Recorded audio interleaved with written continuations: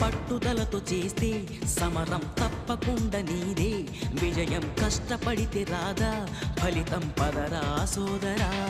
నీ ధైర్యం తోడై ఉండగా ఏ సాయం కోసం చూడక, నీ ధ్యేయం చూపే మార్గంలో పోరా సూటిగా.